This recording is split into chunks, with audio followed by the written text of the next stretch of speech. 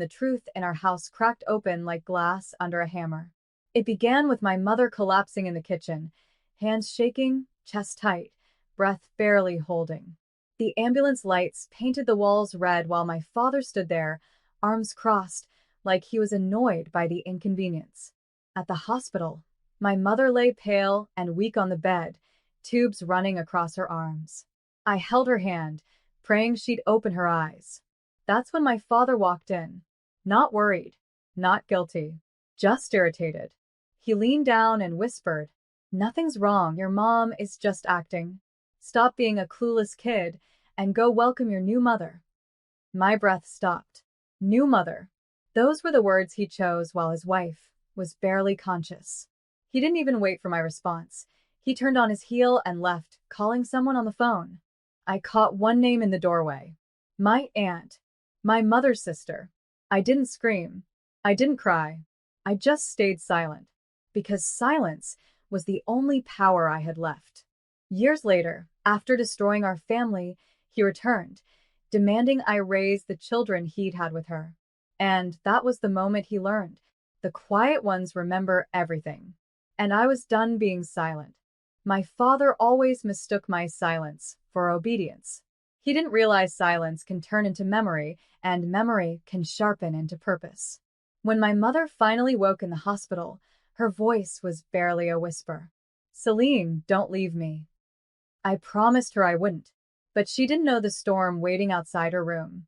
Because in the hallway, my aunt, the woman who used to braid my hair, who laughed with my mom over tea, was leaning against the wall, wearing my mother's scarf. The one mom wore the day she collapsed. My father stood beside her, fixing her collar like she already belonged to him. She smiled at me. "You'll understand when you're older." I walked past them without a word. Silence again, my only shield. My mother lost everything that week. Her health, her marriage, her sister, and part of herself. She never fully recovered. But I stayed. I helped her walk again, helped her breathe again, helped her believe she wasn't worthless the way my father claimed. Years passed. Their affair turned into a marriage, then into kids, then into chaos. And one afternoon, my father called me, as if nothing had happened. "Celine, your stepmother and I are busy. Come take care of the kids." He said it like I owed him, like betrayal had an expiration date. But what he didn't know was that for years, I had been quietly building a future stronger than anything he ever controlled. And now he was finally going to see it. He showed up at my apartment unannounced, the same knock he used when I was a child, the one that used to make me flinch. I opened the door just enough to see his face. Older, tired, but still carrying the same entitlement in his eyes. "Celine," he said like my name belonged to him. "Your siblings need discipline. Their mother is overwhelmed. Pack your things, you're coming with me." Not a request, a command. Behind him, two little kids waited in the hallway, my father's new family, the children created from the affair that shattered ours. They looked scared, unsure, already carrying the weight of adults. I crouched down to their level. "Did he tell you why you're here?" They shook their heads. My father snapped, "Don't confuse them. Just get your bag." I stood, blocking the doorway. "I don't owe you anything." His jaw tightened. "I gave you life." I almost laughed. "And you destroyed the person who gave it meaning." He tried to push past me, but I didn't move. Because behind me was the life I built, a life where I didn't live under his shadow. A degree. A stable job. A home built with my own hands, not his money. He looked inside, realizing for the first time that I had risen without him. His voice dropped to a dangerous whisper. "If you don't take them, you'll regret it." But he didn't know the truth. I had been waiting years to show him what regret really looked like. I stepped outside and closed the apartment door behind me, not to let him in, but to make sure the kids didn't hear what was coming. My father crossed his arms. "Your mother raised you soft. That's why you don't understand responsibility." I stared at the man who abandoned us, who left my mother shattered, who treated betrayal like a lifestyle. "Responsibility," I said quietly. "You mean the kind you ran from when mom collapsed on the kitchen floor?" His face twitched, the first crack in his confidence. My aunt approached then, holding her coat tight, eyes darting. She never looked me in the eyes anymore. Maybe guilt has a weight. Celine, please, she murmured. We just need help. Help. From the daughter they threw away. The two kids, small, quiet, confused, watched us like they were standing at the edge of a storm. I knelt again, brushing the girl's hair gently.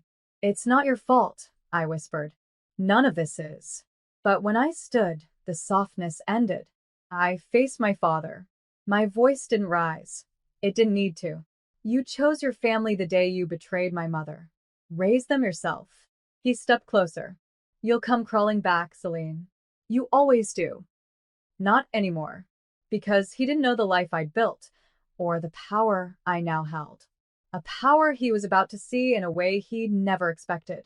He followed me down the apartment walkway, his footsteps sharp and angry against the concrete.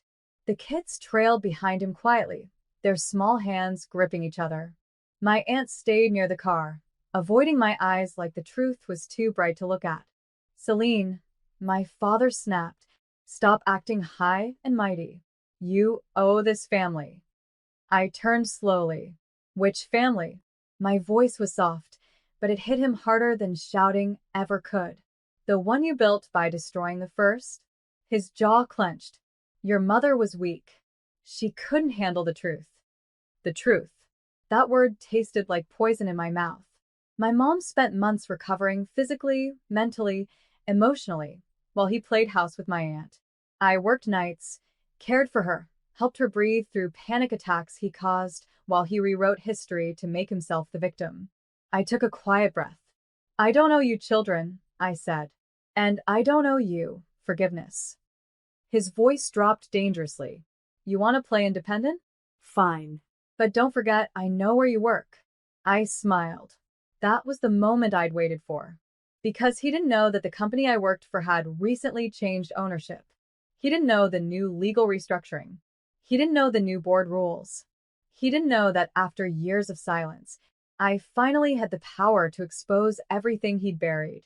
And tomorrow, he was going to walk into a meeting that would shatter his world.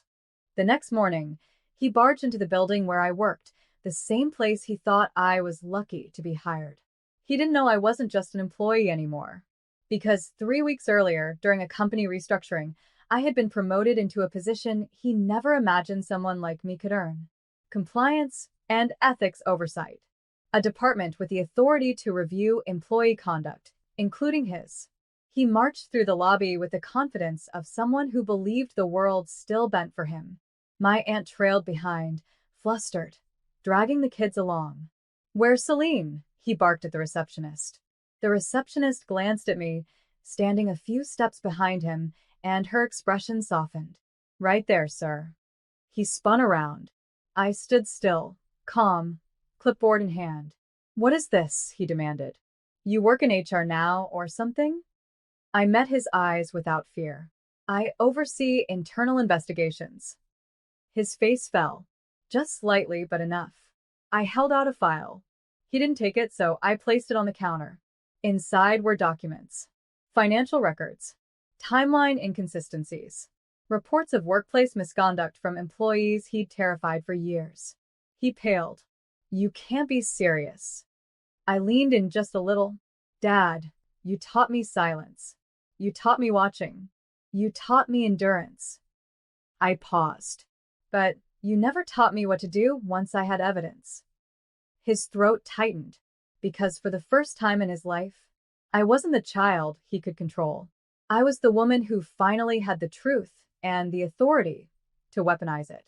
He grabbed the file with a jerky motion, flipping through the pages like he expected the words to rearrange themselves into something harmless. But every line, every signature, every timestamp was a mirror, reflecting years of manipulation, intimidation, and misconduct he thought no one noticed. My aunt's voice trembled. Celine, please don't do this. We have kids. We'll lose everything. I looked at the children, innocent, wide-eyed, gripping each other's hands.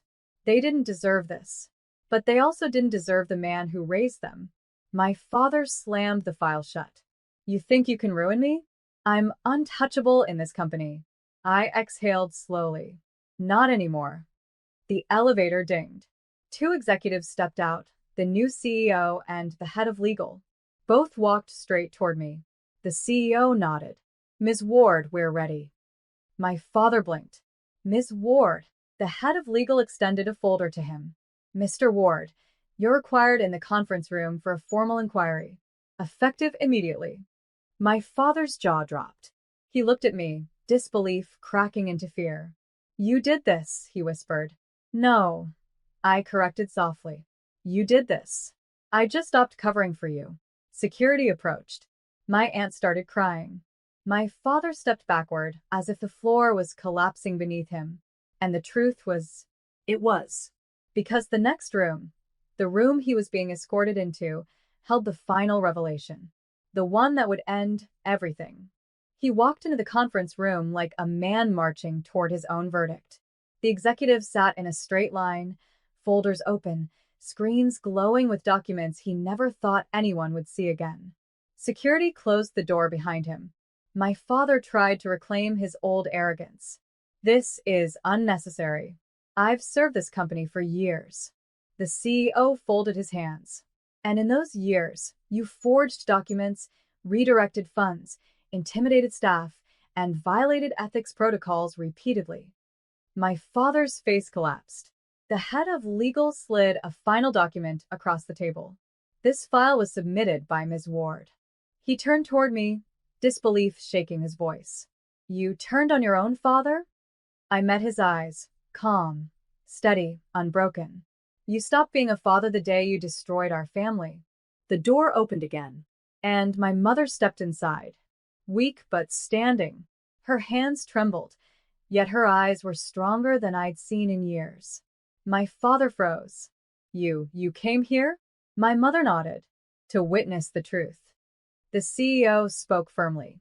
Effective immediately, you are terminated. A criminal investigation will follow. My father's knees nearly buckled. My aunt broke down completely. The kids clung to each other, silent witnesses to the fall of the man who pretended to lead them. I walked forward, placing the final file in front of him, the one detailing every lie he told about my mother. This is my revenge, I whispered. Not cruelty. Accountability. He looked shattered. I took my mother's hand. As we walked out together, I finally felt the weight lift